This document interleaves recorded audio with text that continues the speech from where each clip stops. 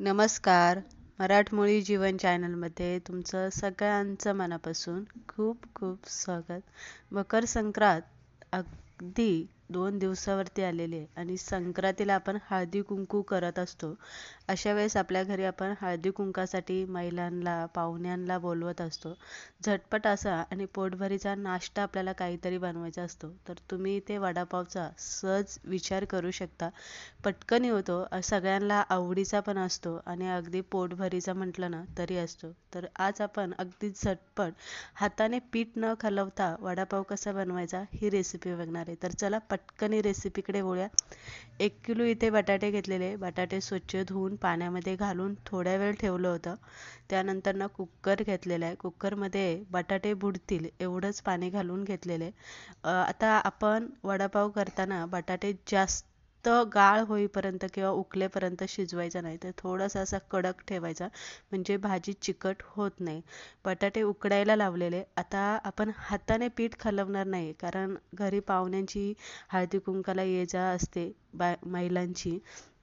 अशा वेळेस पटकन आपल्याला बनवायचं असतं. तर काय करायचं, मिक्सरचं भांडं घ्यायचं, त्यामध्ये बेसन पीठ घालायचं, थोडीशी हळद मीठ आणि अगदी तुम्हाला वाटलं ना लाल तिखट घालायचं तर घाला, नाही वाटलं तर नका घालू. आणि पाणी घालून मिक्सरला हे पीठ अगदी 1 मिनिटभरामध्ये फेटून होतं. फेटताना चांगलं फेटायचं. त्यानंतर ना एका भांड्यामध्ये काढून घ्यायचं. आता जास्त पातळ करायचं नाही आणि जास्त घट्टही हे पीठ करायचं नाही. वडा जर कुरकुरीत पाहिजे नसेल ना, तर याच पद्धतीने पीठ घालून घ्यायचं आणि नंतर ना अर्धा चमचा आपल्याला यामध्ये ओवा हाताने चोळून घालायचा.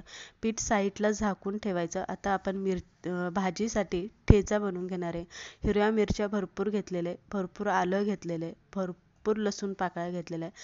बटाट्याची भाजी बनवताना ना भरपूर आलं लसूण वापरायचं, भाजीची चव खूप छान लागते. कढीपत्ता सुद्धा भरपूर मी इथे घेतलेला आहे. नंतर ना 1 चमचा आपल्याला यामध्ये 1 किंवा 2 चमचे आपल्याला यामध्ये धने घालायचे, 1 चमचा बडीशेप घालायचे आणि 1 चमचा आपल्याला यामध्ये जिरे घालून हे कोरडस मिक्सरला वाटून घ्यायचं. आता इथे ना कोथिंबीर सुद्धा मसाल्यामध्येच वाटून घेणार आहे. कोथिंबीर चिरून घेतलेली, त्यामुळे काय होतं पटकन ती वाटली जाते आणि मसाल्यामध्ये मिक्स होते. तर हा झाला आपला मसाला बनवून तयार. बटाटे सुद्धा आपले चांगले शिजले गेलेले, सोलून घेतले आणि बटाटे गार झाले ना, मग आपल्याला बटाटे इथे फोडून घ्यायचे. वल्ले असताना बटाटे गरम असताना अजिबात बटाटे फोडू नका, भाजी नक्की चिकट होते आणि वडा पाहिजे तितका व्यवस्थित चवीला लागत नाही.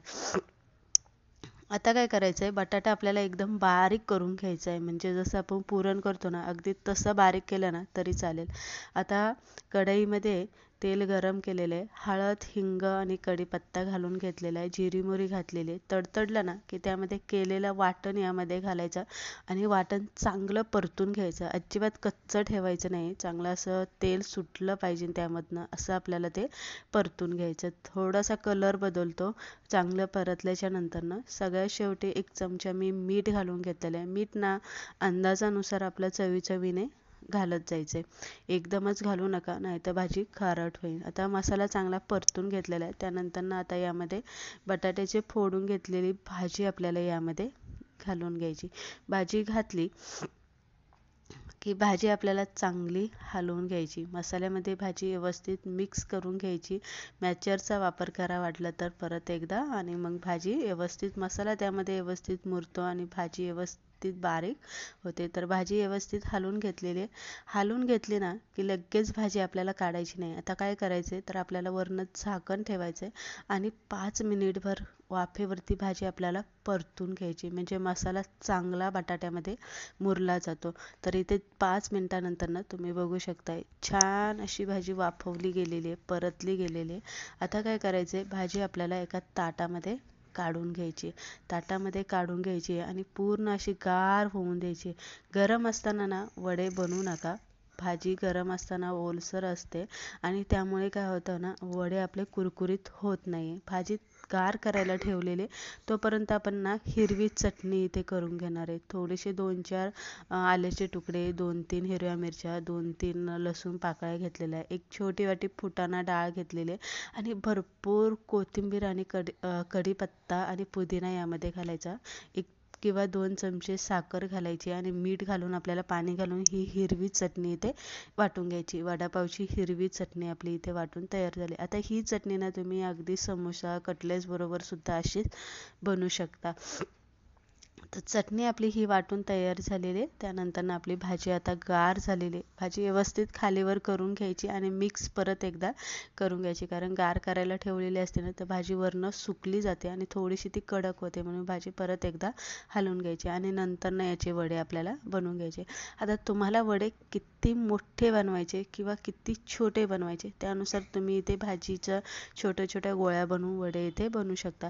वडे इथे मी जास्त असे पातळ थापून घेतले नाही, फक्त अशी गोळी बनवून घेतलेली आणि जाग्यावरतीच थोडीशी अशी दाबून घेतलेली, म्हणजे वडे आपले अगदी पातळही नाही आणि जास्त जाडही नाही. तर याच पद्धतीने आपण इथे बाकीचे वडे बनवून घेणार आहे. वडे एकदम बनवून ठेवायचे आणि जसे जसे लागेल ना तसे तसे गरमागरम तळून घ्यायचे.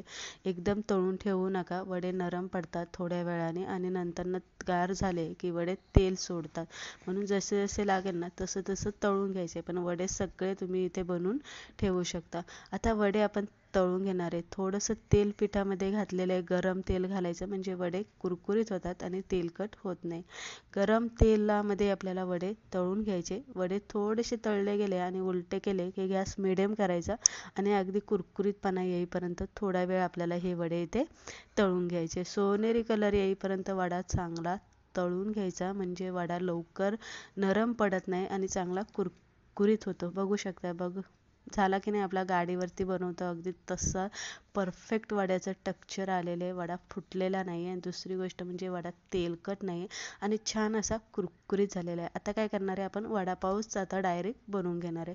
तर तुम्ही अगदी तसं प्लेटमध्ये पाव चटण्या ठेवून वडे तुम्ही बायकांना नाश्त्यासाठी देऊ शकता, किंवा अशा पद्धतीने हिरवी चटणी आणि लसणाची चटणी मी इथे लावून घेतलेली आणि त्यावरती वडे ठेवून घेतलेले. हिरवी मिरची पहिलीच मी तळून घेतलेली. वडापाव म्हणला की हिरवी मिरचीला फारच महत्त्व असतं. तर अशा पद्धतीने हळदी कुंकाचा नाश्ता म्हणून पटकनी होणारा आपण इथे बेसिक असा वडापाव इथे बनवून घेतलेला आहे. रेसिपी तुम्हाला कशी वाटली हे कमेंट करून सांगा आणि आवडली तर लाईक करा, शेअर करा. परत एकदा अशाच नाश्ता रेसिपी